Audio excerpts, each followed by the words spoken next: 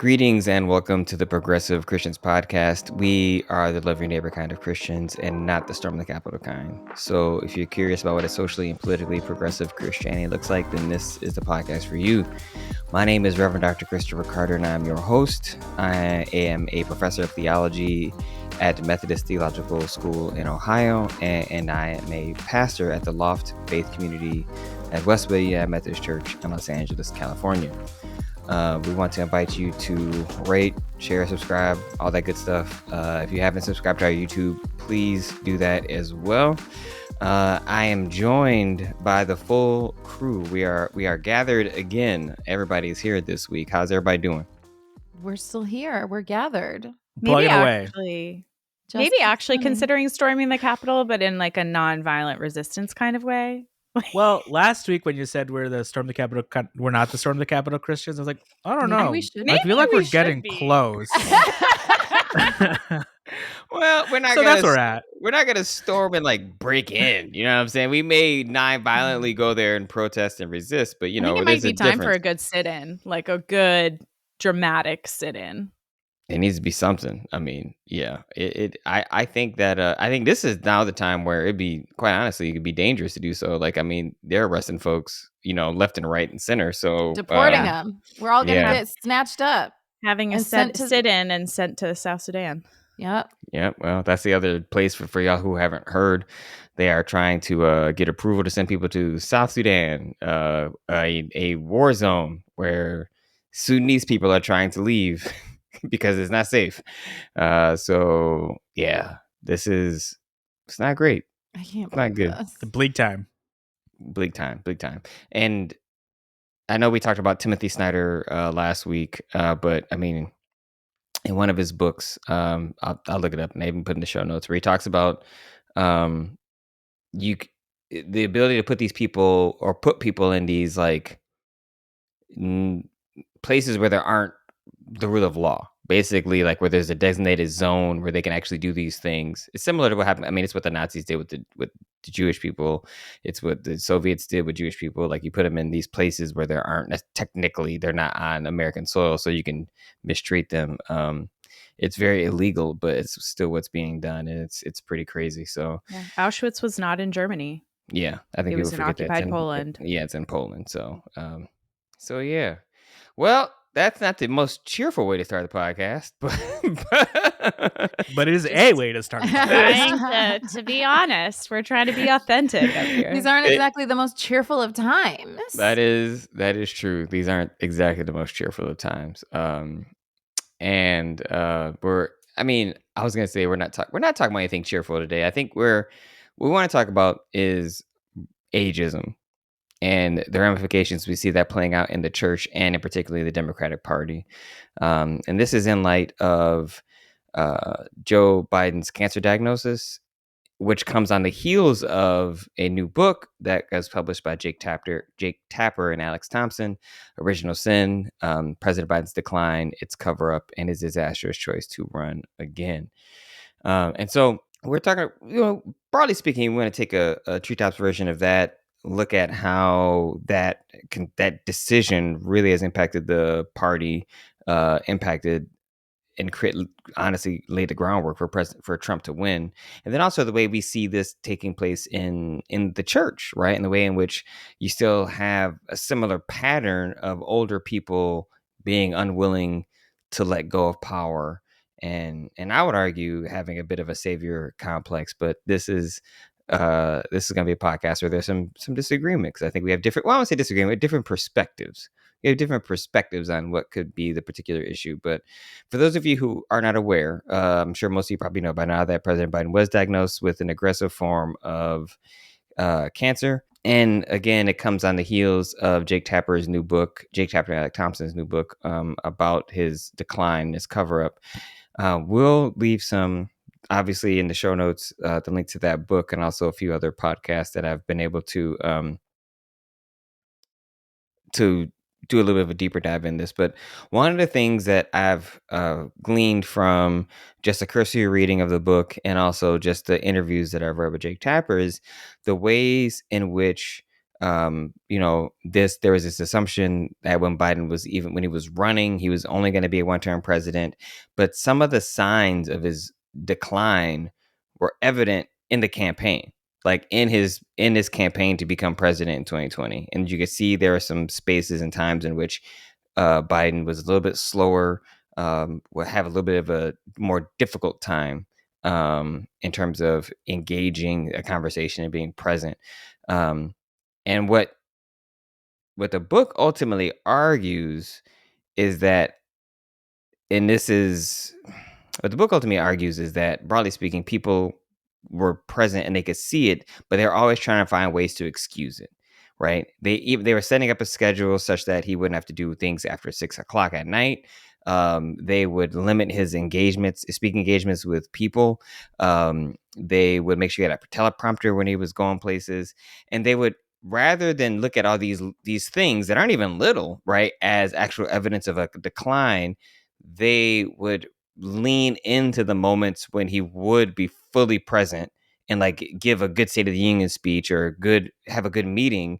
And that is what they were using to base their judgment on his capacity to actually like do the work of the president, rather than the ways in which they were having to enable him, essentially.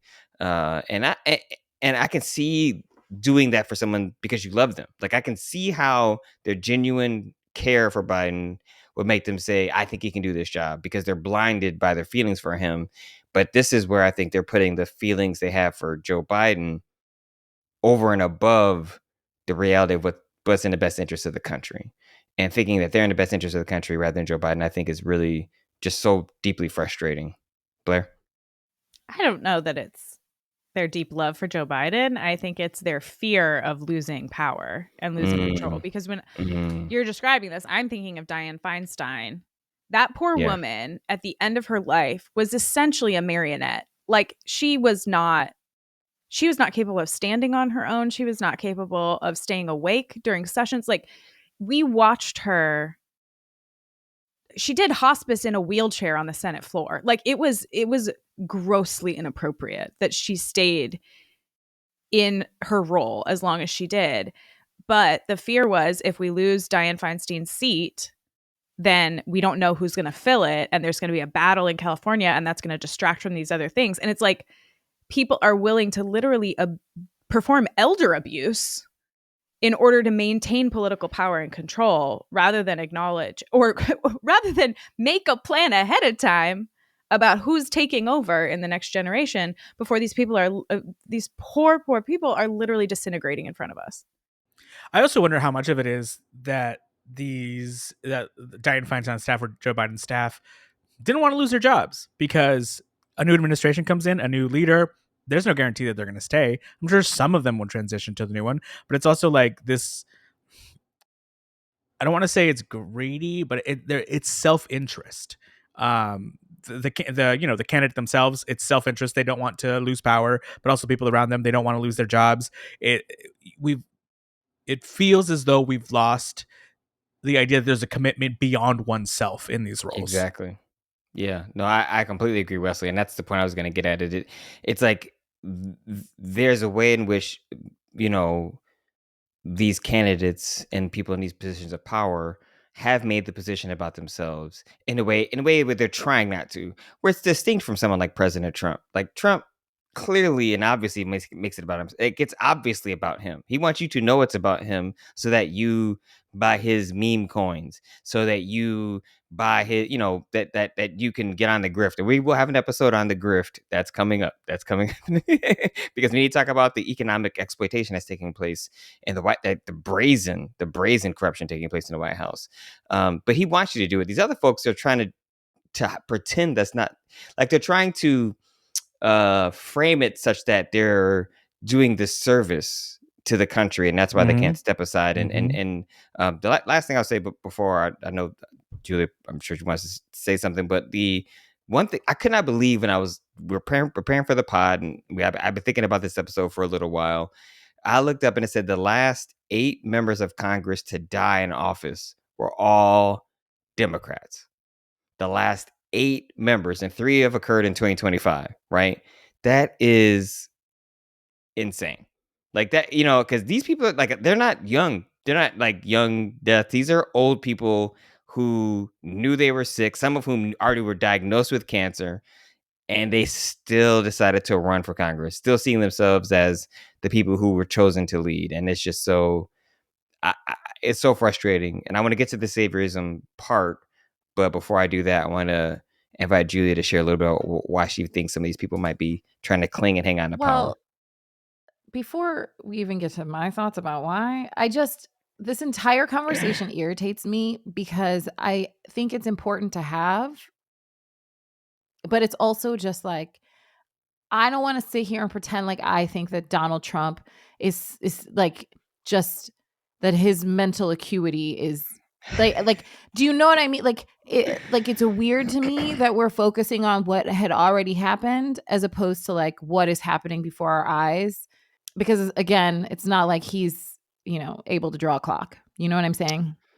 Well, I think the difference between Donald Trump and Joe Biden is that Donald Trump is not as intelligent and comes across clearly as just saying dumb things, but able to be coherent in a way that, well, Is I he? mean, see, and what I mean by coherent is that he can actually, not have those moments where he's like mumbling or shuffling his No, like feet, he can or those kinds speak of things. words. They I might don't know. not make sense. Yeah, They don't. have They you don't seen make sense.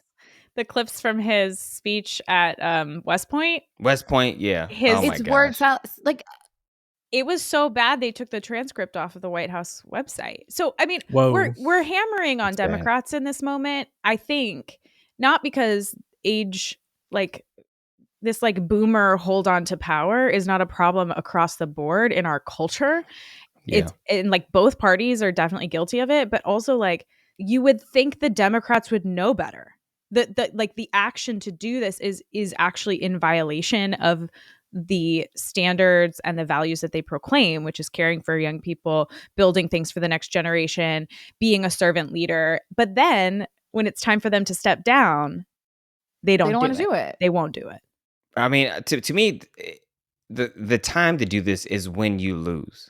That's the time of self-reflection, right? So when you lost in 2016, that's when you should be like, you know what? I Maybe the think you people should who be got in all power. the You should. time. You should. Well, I think you yes, should be doing this I from the jump. agree. Yeah. I agree in terms of yes, When you as a have power. person, Right, but when you- but especially after you lose, you would think, well, the people that are in power right Especially, now, yes. that's I guess what I'm saying. Especially after you lose, that's a better way to say it. Especially after you lose, you should be more self-reflective. But I agree, it is something that should be done consistently. Asking yourself, am I the best person for this job? And again, so part of what I want to discuss, and one thing I wanted to bring up is I see this as a part of not only this boomer reluctance to give up power, but also I see this as people believing so much of themselves, having a certain kind of selfishness that has led to a particular kind of saviorism. And there's this amazing article that came out years ago that I reference frequently in the Atlantic by Teju Cole, called "The White Savior Industrial Complex." And what I love about this article, he does such a good job of articulating, and he's not talking about religion per se, but he is talking about the ways in which whiteness and this idea of going out into the world to save souls or to save people is more about how it makes you feel as a person rather than centering the needs of those you're supposed to be helping. It's a centering of the self rather than a centering of your constituents or those people you're serving. And I see so much of that in this behavior from Joe Biden of thinking, well, I'm the only person that beat Donald Trump, so I need to run again. Of Jerry Connolly, I need to be in this leadership position in House of Representatives over and above someone like AOC, who is clearly not only more popular, but actually doing things to make a change in the world, right? Like, and the party, and I know we want to talk about this too, the party's reluctance to actually embrace this change as well. And the party seems to be so committed to holding on to these old vestiges of power, which ultimately is just undermining its capacity to not only defeat Donald Trump, but to make a change in the world. Julia? I have another theory, and I've carried this theory with me for a couple of years. I was looking for the quote and I can't find it. I'm sure you all remember Mitt Romney. When he retired a couple of years ago. He, had a book. Everyone has a book. That's why you got to wait. You can hold on to hold on to the juice so that you can milk it at the end on your way out. But instead of getting people consequences during the moment or bringing to light no, don't do emergency that. situations. No. Yeah, never do that. Get Never that book do that. too. Wait until you can maximize your profit. So he had a book, and I didn't read it, but I did listen to a lot of his interviews about it. And at one point, someone was quoting from the book where he was saying something like, all of us in DC, we've been there for decades and decades. We've spent our whole lives there. And we all think about retiring, but, like we go and we golf a little bit and then we get bored. And so we come back to work. And it occurred to me that these people, Mitt Romney, whoever else he's referring to that, leaves DC and thinks about retirement and goes home to their families and then is like, no one here loves me. And so let's go back to DC. Or they go golfing and they're like, this is boring. It's like they've spent their entire lives devoted to the pursuit of power and nothing else. They have not tended to their own souls in any way. They have not read books. They have not spent time learning new hobbies. They have not invested their emotions into their families and into their relationships. And so when they think about retiring, they see nothing but a black abyss because there's nothing for them to do. And so they stay where they are because they don't know, they don't have anything to go home to. They have 1,000 grandchildren and great-grandchildren and great-great-great-great-grandchildren and millions of dollars, and they could do anything and they don't know what to do. So they keep doing what they've been doing, which is destroying the planet for the rest of us. Which is, again, I raised Jimmy Carter as the example. You should. Of one who could act great in man. ethical ways. But this is so true because you hear the language around Jerry Connolly, especially why he was chosen over AOC to run the House Oversight Committee, is it's his turn, quote unquote. It's his Get turn. out. Politics of civil service is not about you. It's not about and your position and your power and your turn.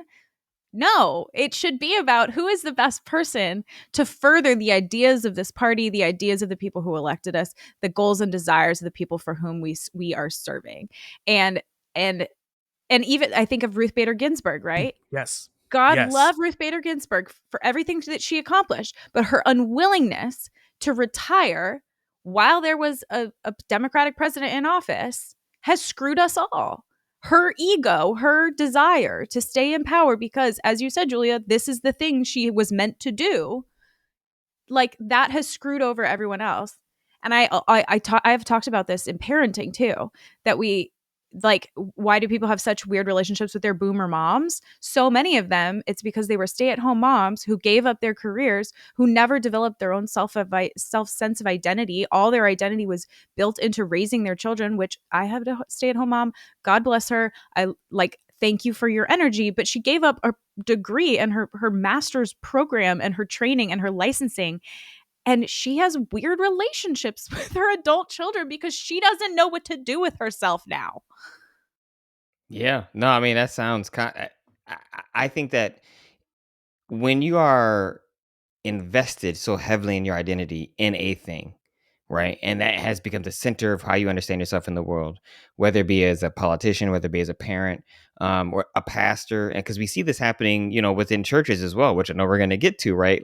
How you have clergy who just do the same thing, will not let go, right? They will not let go because they believe it's their turn, and want to maintain a sense of power, or their elders within a congregation wants to maintain power. So, Julia, no, I think I think there's truth in your statement. So I definitely don't want to seem as I disagree with you.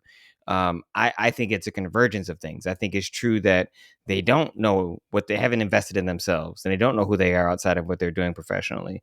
I also think it's true that they think so highly of themselves that they believe they are God's gift to whatever it is they're doing. And this is a kind of selfishness. It is a form of sin, right? Where it's centering the self over the other. And it has, Ruth Bader Ginsburg is an excellent example of what happens when you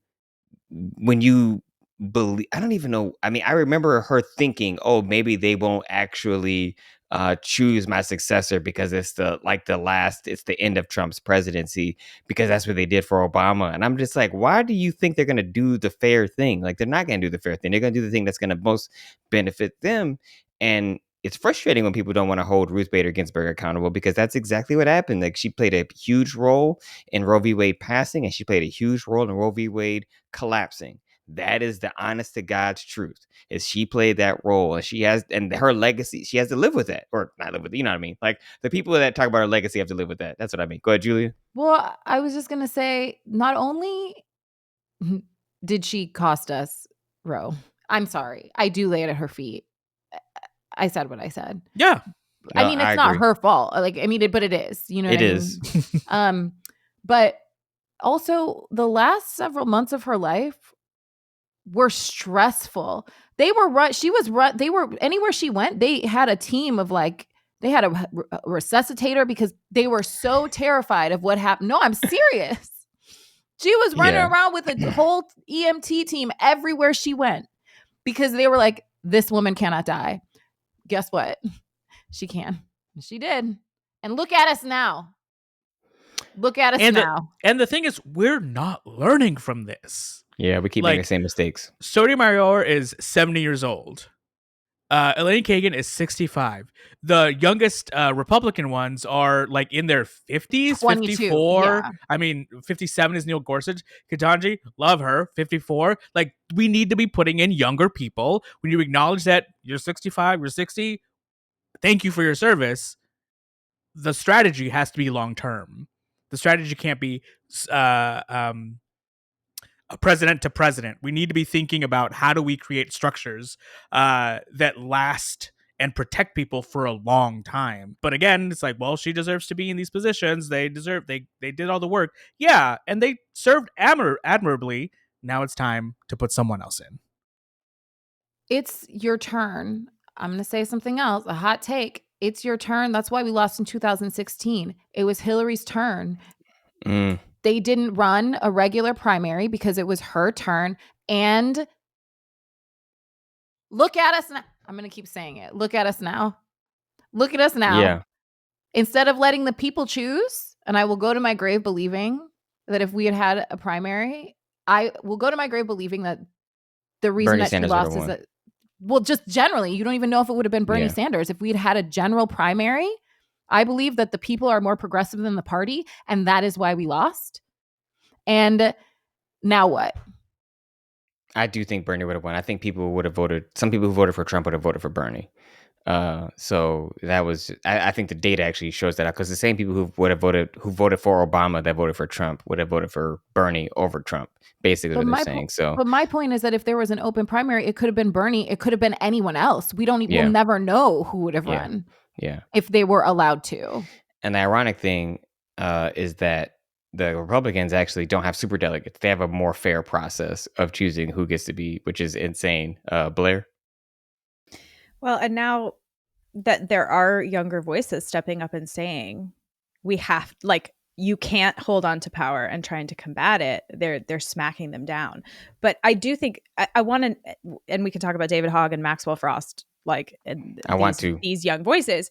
But I also want to raise that this is a problem in politics. It is a problem in the church, but it also is a problem like across our entire American society. So like the average age of the House of Representatives, the average age of Congress across the board right now is 64 years.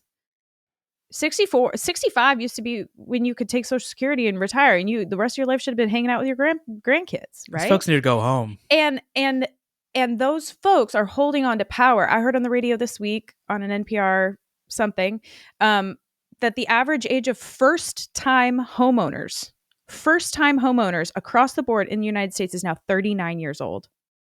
Wow. When our parents, folks who are in their 60s, the folks who are running Congress, when they bought their first homes, the average age in the 80s was 24. So which sounds exhausting, but I get it. Right. But the point is, like, it has the ability to succeed has been stolen from Gen X and millennial generation. And we have had to fight harder and longer to achieve the same things our parents and their parents achieved in their 20s. And the jobs that we should be moving into in our 30s and 40s so that we can afford to buy homes and someday retire are still being held by the same people they were held by 30 years ago. Mm-hmm. And so it's just like a complete failure to think about anyone but themselves. Yep. Well, Blair, they got theirs. Why would they care about anyone else? Isn't that the whole point? I mean, get yours. It is. It seems to be where I think the point is they already got it. Yeah, you already have and they it. Have Go it. home. They have everything. Let us earn it. You're not even making space for us to earn it. You're taking up the space for us to earn it. You have it. Go away. And it does feel like they're hoarding everything. They're hoarding all of the resources. They're 100%. hoarding all of the power. They're hoarding the houses. They're hoarding everything. The few houses that we have. Yeah, they like. My mom said something about one of my uncles. She's like, he just bought another house. I'm like, another house? Yeah. It's. I do want to talk. I think now it's important. Actually, do talk about David Hogg. So I want to turn it over to y'all, because the thing is, there are people within the Democratic Party and within the church. I mean, we can speak specifically about the Methodist Church now, that are trying to make change such that there is a shift.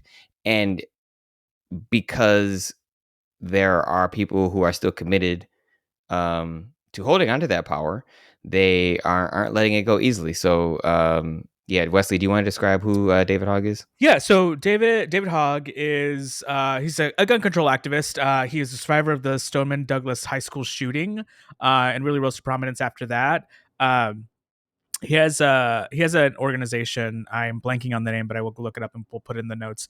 And so he came most recently into focus because he committed his organization, his advocacy organization, to challenging candidates, representatives who weren't meeting the moment.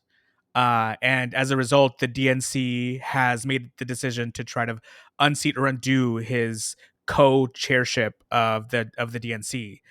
But he's an outspoken Gen Z voice, and has been really good about reframing the moment, reframing what we've been doing as a party.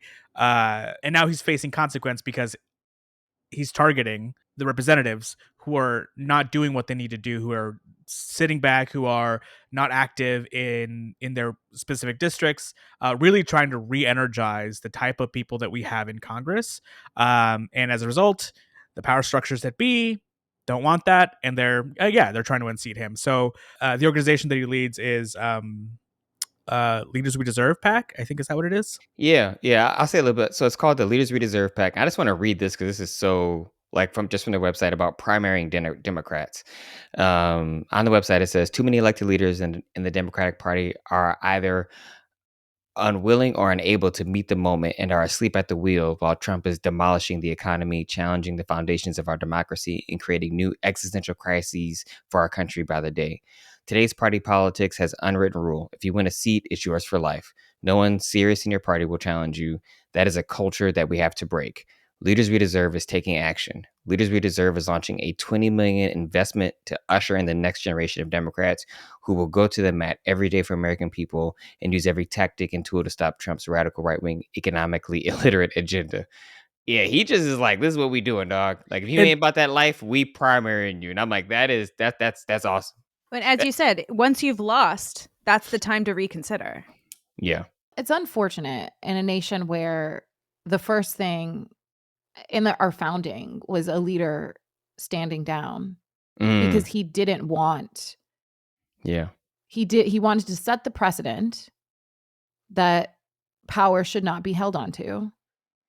And so he went home to his plantation. Well, and his wealth and slaves, right? But he went home nonetheless. Well, he wasn't perfect. We're not saying he's perfect. We're saying he did a good thing. You're referencing, Julia, that George Washington said he refused to be king. One, he said we need to have a democratically elected leader. And then he's the one who came up with term limits to say 8 years and then you go home. and then you go home. And the fact that these people love to talk about these men, these founding fathers. Oh, they love to talk about him, but they don't like to talk about that. Like, go home. Go home. Well, what's interesting. I was thinking about, why is this book, the book that Jake Tapper and Alex Thompson wrote, why is the title Original Sin? And since we started talking, I've been trying to think through this, and it just clicked. I think it's because the original sin is pride. The original sin is thinking you know better. And this unwillingness to hand over leadership to the next generation is about pride. It's about power. And it's not Christian. And it, like, we can come back around to the political, but like, if you let me for a moment take us into the theological, if you look at models of leadership in the Bible over and over and over again, the model is the elder leader raises up a disciple, right? This is the concept of discipleship, raises up the person who will take over for them, and then at some point hands it over. We see this in the story of Moses and Aaron. Moses does not get to go to the promised land. He took the people through the desert for 40 years, and he does not get to cross over into Canaan. Joshua does. And he's has a whole thing with God about it, but like is at peace when he dies, knowing he does not get to be the one who takes them across, and supports Joshua in leading the people. We see this in Elijah, who's a great prophet, who raises up and then hands over the mantle to Elisha. We see this in the early church, where we have Paul, who is surrounded both with a mentor and a mentee. So, this is a little bit of my evangelical root showing, but like the idea that you should always have a Paul, a Barnabas, and a Timothy, where you should always have someone who's mentoring you. You should always have someone that you are mentoring. So you should always have a Paul, you should always have a Timothy, and then you should always have a colleague who is in the same season of life as you, who walks with you. And we have failed to make Timothys. We have failed as a society and as a church to focus on our role as responsible for discipling those who will come after us and for empowering those who are alongside of us. Everybody's so focused on trying to be Paul, they've just totally abandoned the art of discipleship. And the people who do that in the scripture get punished. King Saul gets ejected, and King David is risen to power instead. King David gets ejected, and then his sons don't get to be in power. Like the leaders who refuse to give up their authority when God tells them it's time get pushed out anyway, and the people suffer for it. And we see both of those things. The people who are willing to hand over, the people flourish. The leaders who are refusing to give up power, the people suffer. And that it's clear throughout the entirety of scripture that the model is supposed to be, you should be constantly raising up, investing in, empowering, and preparing to hand over power, influence, authority to those who will come after you. The next generation is the point. And I think you can make a strong argument that, quite honestly, that John the Baptist was Jesus' mentor. I mean, like, I know they talk about being a forerunner. Like, it's very obvious when you actually read scripture. Like, that's what was happening. Literally like paved the way. That's the prophecy. And so, like, this. So, if Jesus got a mentor, come on now. Now, you did show your evangelical roots, because I knew exactly what you were going to say. You're going to say Paul, Barnabas, and Timothy. I was like, oh man, that is old school. And we was talking about them WWJD bracelets a little bit ago, and I'm like, that's around that time. That's around that time we're talking about that kind of stuff. But I think not only do you see this in biblical, I think this is a part of the reason why we are seeing a exodus of young people from the church, is that they don't see themselves in these spaces, not only not being able to have leadership positions in the church, but also just the church is becoming more and more disconnected from the reality of their existence. And by the church, I'm being general here. There's some churches that I'm sure are doing great. I mean, I think our church, quite honestly, is doing a pretty good job. But it's more work. It takes more energy and effort. I mean, Blair, even your point about, like, Barnabas, like, that's y'all. Like, y'all, I am like, hey, I'm quote unquote the pastor, but I'm like, these are surrounding myself with people who are doing great work, doing ministry that I believe in, that's important, that needs to be lifted up, and we need to be supporting each other, and I know I failed to say this on the podcast last week. I said it afterwards, but I'm going to say it now. A part of the reason that I am still a Christian is because of the community that I have with y'all, and getting to do this podcast has continued to be a space where I can grow and challenge myself and learn and feel like we're actually doing something that is making a difference in people's lives. And it has been a tremendous joy. But I think so many people I know, because of the comments we get on our posts or on our episodes, people long for the kind of community that we're trying to create just on this podcast. And I think the more we see churches continue to uphold and practice kind of ageist policies, where their clergy aren't willing to give up power, where they're not willing to disciple and empower young people, that's how they continue to become irrelevant and disconnected, with the exception of white men, which we'll get to in a few weeks. But yeah, anyway. I guess I also wonder to what degree the people who can take, like, so we live in a gerontocracy. Much of the leadership in the church is old. The people who have to make the decision isn't just the people in leadership, it's the old people who support them.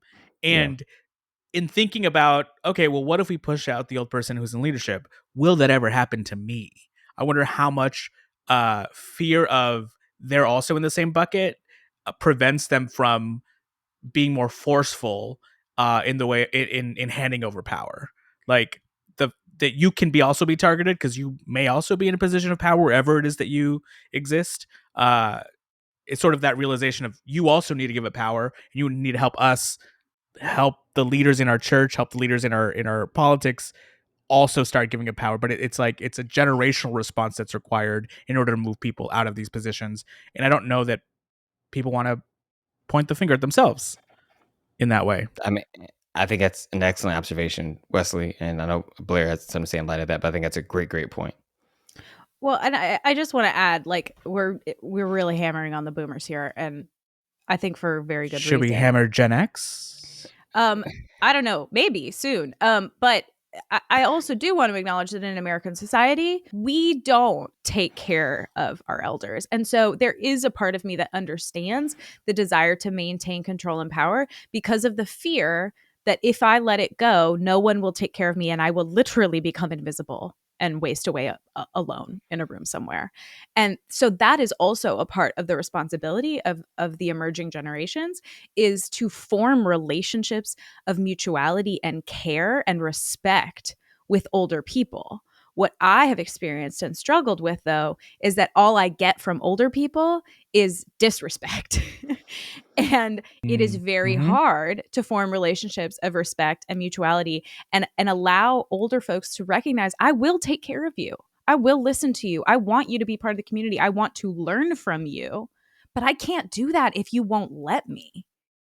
And that is just like a challenge that I struggle with personally very often, especially in my professional life, because I started ministry full-time at the age of 24. 10 years later, I'm still usually the youngest person in the room by 20 years.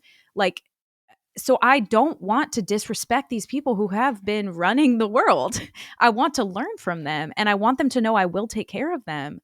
But it has to be mutual, and so far it has not been. I've had to fight and claw, and it's been relationships of animosity instead of relationships of partnership.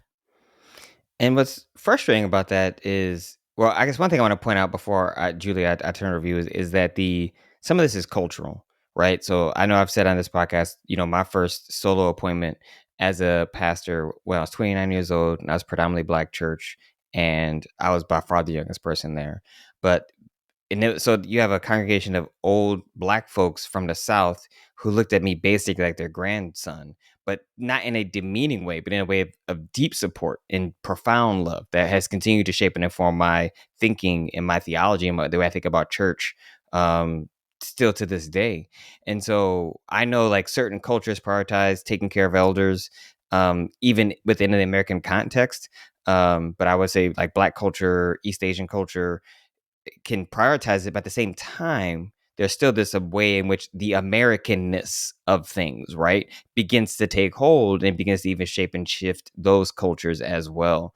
And so I just wanted to name that. I know this is cultural, but there's like there's ethnic culture, then there's American culture that's pressing down upon it. Julia? When I spoke earlier about the tending to your soul, I do think that a lot of it also has to do with the hesitancy to reckon with one's mortality and like the reality that like retirement, what comes after that, right? I do think that so much of a lot of these things that we're talking about has to do with the way that our culture and most Western cultures are very disconnected from death, the reality of death, and like what that means for us, and seeing that as the worst thing that will ever happen to you, but that it's coming. That like one of the reasons I've always thought that, you know, older people, they're hesitant to want to give up their keys and they want to keep their independence. I think that yes, it has to do with the way that we treat elderly people, but I also really do think that it has to do with, I don't know that a lot of people spend time really contemplating the end of their days. And I can tell you from having to sit with so many adult children in their 40s and 50s who are trying to figure out how to plan their parents' funeral and what to do with the estate and what to do with the house, because their parents never did anything to prepare for a time when they were no longer alive. People will do anything they can to resist thinking about their own death. I think that that's I think that that's a really big piece of this. And I like, if and when I can find empathy for boomers, that's like where it comes. That's where it comes from, because like I don't know what to say other than like, it's coming for you, babe. Like you better wrap your mind around it. I'm thinking too about that there's a cultural corruption of the end of life. And we have fought, I think, as a society, thinking about the first third of people's lives, really knowing that like the first 15 years, you can't exist without community as a child, right? You have to be dependent on other people. And then there's this sort of a new societal conception to let kids be kids, right? To not force them to be responsible for things, for let them wonder, let them play, let them create. And then the middle third of our lives, right, is working, owning, accumulating, creating. And then there's a whole third of your life after 60 that could be that space again of creating, of playing, of enjoying, of celebrating, of supporting. Like, I think that life at the end of the life you build at the end of your life should be one of enjoyment and creativity and not work and hustle and control and power and money and all of these things. And yes, in the last, again, 15 years, probably, you can't live on your own at the end of your life. You need community. You need people to support you, but that's not a failure. That is, we ought to be celebrating that as a beautiful part of life, in the same way that as a parent, I feel like it's an honor to get to walk with my kid through the first 15 years of his life and her life, and to guide them and to be with them. And I hope that I will get that same honor with my parents, to be with them and to care for them.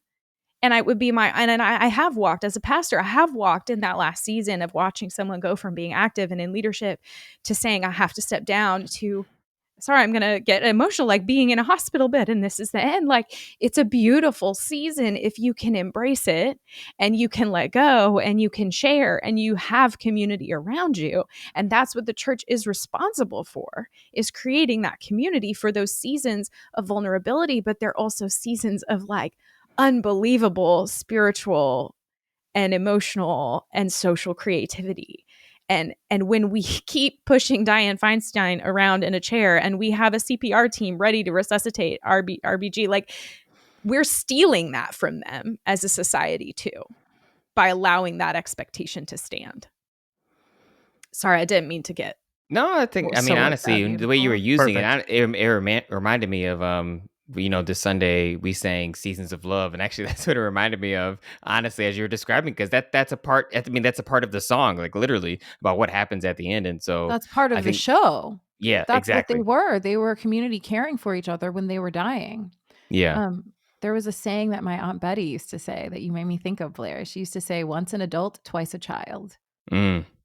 And I got to do that with my wisdom grandparents. That was sayings. like the greatest joy of coming to returning to California, which is where my grandparents all lived when I was in college, is that I got to spend every weekend with my grandparents, and they were having the time of their lives. They were taking acting classes and poetry classes and art classes.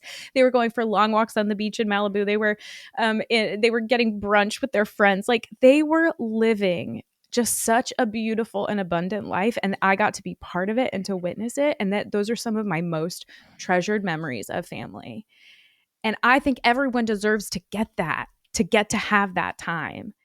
And our the example that our leaders are setting for us in politics and in the church is that to embrace that season of life is somehow a failure. And that is mournful to me. And I think that is sinful and prideful. Yep. No, I agree. And I think that we need to give space for people to actually enjoy, as you said, not only the second half of their life, in terms of their retirement, but also recognize this is the time when they can be like mentors. This is the time when they can begin and have the time to help shape and inform other people. I have been fortunate in that for the majority of my life, my grandfather has been retired from work because he got hurt and had to retire at a young age for him, which was 60. And so I've been able to just see and have a relationship with him in a way that, for the most part, that doesn't happen in my family, because most of the men, unfortunately, have died young because they're agricultural and industrial laborers. And so, like, my grandpa is like the last one, which is a whole nother sad thing for him. But like, he is like the last one, like he is the elder. Like, when we went to a family reunion, we always have this tradition where the oldest person gets to pray, and he's been the one praying over the big meal we have for the last 7 years. And it's been difficult, but I also wonder to what extent he's been able to live such a fruitful life is because he didn't have to work himself to death, because of poverty and because of other things. And he has people who care for him. And that's a whole nother thing, as you said, about creating a space to care for these other people. I want to say something real quick before we transition. Because I just want to lift up where I've seen this done well within a church. And I will say, and I can't share the name because this just came to me in light of this conversation around people who are willing to give up power, who are older. And there is someone by the name, I'm not going to say the last name, but their first name is Steve, who played an important role, an older white person, played an important role for me to be at this church, to be at Westwood, that I would not have been had it not been for this person reaching out to me, using their power to help me, and also then stepping back after they thought the work they needed to do was done. And I think this is a prime example of someone who doesn't have to do that, could exert their power in any number of ways, because because they have that kind of influence, and has decided not to. Just as, like, that's not what I want to do. I want to spend time with my children and my grandchildren, and I get a chance to hang out with Steve and have lunch with Steve anytime I want to go to the fancy country club that when you drive up to it, kind of like a plantation, but I'm like, that's just, apparently, I think that's just what country clubs look like when you drive up to them. But there are people who have that self-awareness within the church that are doing great work. And so I think what we've identified here that I want to at least tease out before we wrap up is, do we need to not only encourage these people to be older people to be able to step back so they can enjoy this last season of their lives and give up power, but we need to also encourage them, while they have the capacity to mentor young people to step into those leadership positions.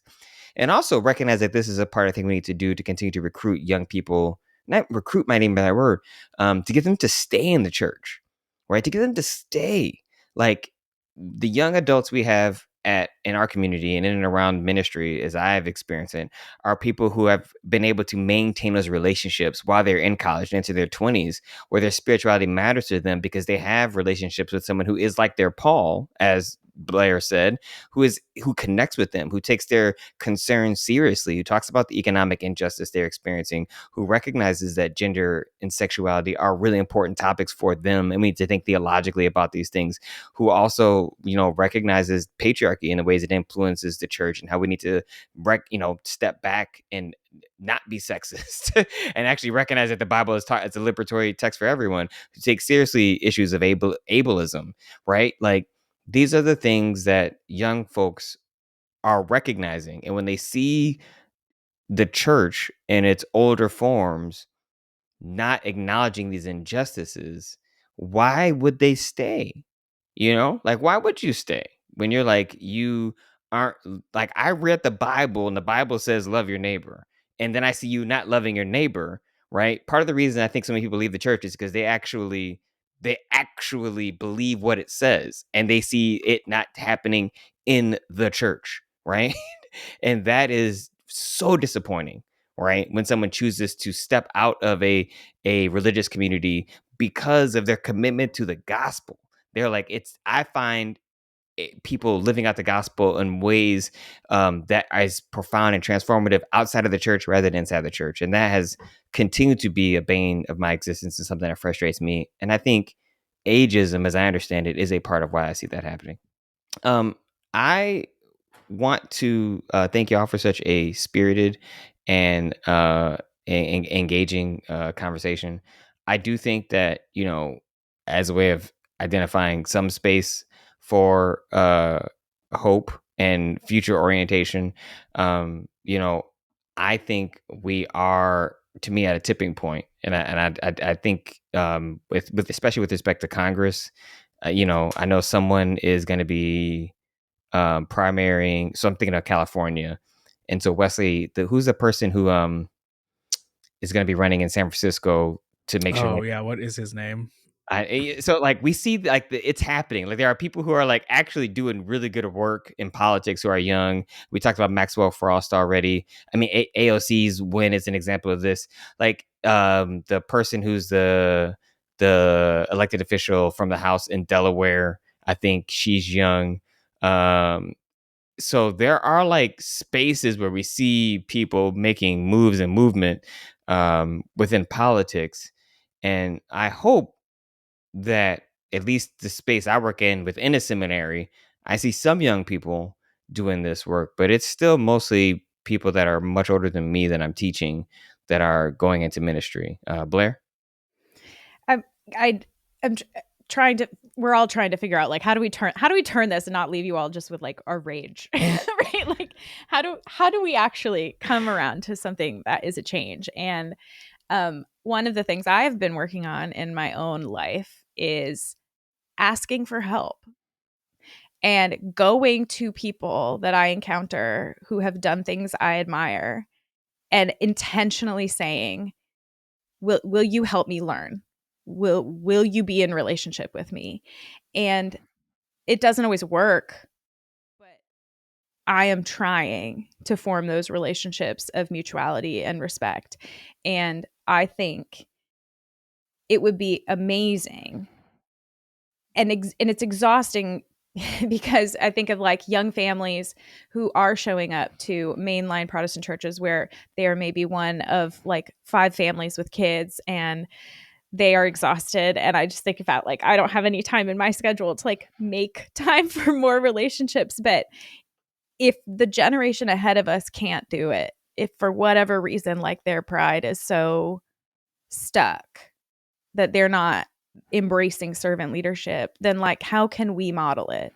And what does it look like if I say, no, I'm not going to like give up on the church because I'm the only young family. I'm going to stick it out and I'm going to find some way and I'm going to ask them to watch my kids so I can be on the church council. And I'm going to invite that woman who sits in the pew by herself out for lunch. And I'm going to spend my time and my energy to build a relationship with her. And like, it takes more energy and work, but that's what community is. And so like we can rage all day about what wasn't done for us, but we can also make the choice to do it differently, and not just for those who are coming behind us, but also for our relationships with the older generation that is still in our midst. Yeah, we are. I mean, I had a conversation with 2 other Black men that are friends about making sure that the 3 of us get together with Isaiah, my son, and have intentional outings once a month. So he could also have that kind of experience as well about being around other Black men, and have positive interactions with other men besides his father, right? And being very intentional about that. And it's in that same light, Blair, is like, we can't just bemoan what didn't happen for us. We have to create the community that we want. And actually, Wesley knows I talked about this with him yesterday in our meeting. So, but that's y'all need to hear about our church meeting notes in the podcast. You're not interested in that, but let's just say we are trying to do this at the Loft. It took a lot of work to get the Loft to be the kind of community that it is now. Yeah, no, and it continues to take hard work, hard, intentional, laborious, expensive, time-intensive, relational work. Emotional, right? To build the kind of community. And we are flourishing in that in this season. And I think all of us are so grateful for that. And that's why we want to talk about it. We want to share it. But lest we think, I don't want anyone to think like, oh, I could never have that. You can have it, but you might have to build it. So it's funny. I told you this, Chris, that for homecoming, one of my good friends came to visit and she goes, "How did you find this place?" We put it on our back during the entire pandemic. And I said to her, I was like, honestly, like what you see is a vision of me and Wesley and our friend group. Like I'm taking the credit for this one. And I'm not saying that everyone didn't come together and like it wasn't, we engaged the community. We had everyone's support. But what the Loft is now was very specifically mine and Wesley's vision. It is the church that we saw. And then we had to poach years to get this pastor. Years. Fights. Work. But getting now, people on leadership, church council, different representatives, encouraging people to step up, really building the power politics to make it happen. But I'm grateful for the recruitment, and you're right, Julia. Y'all did create the community that you want. You created the community that you want, and it's very possible it's not to impossible, do that work. Right? Like it is hard, but it's rewarding, and to see it flourish and to see it attract people, and for us to be doing like this ministry, which was also a thing that Wesley and I conceived of way before, right? Like it's crazy. It's crazy. And beautiful and Holy Spirit driven and God inspired and flourishing and multiplying. And it didn't happen alone. Yeah, exactly. It did not happen alone. Not even close.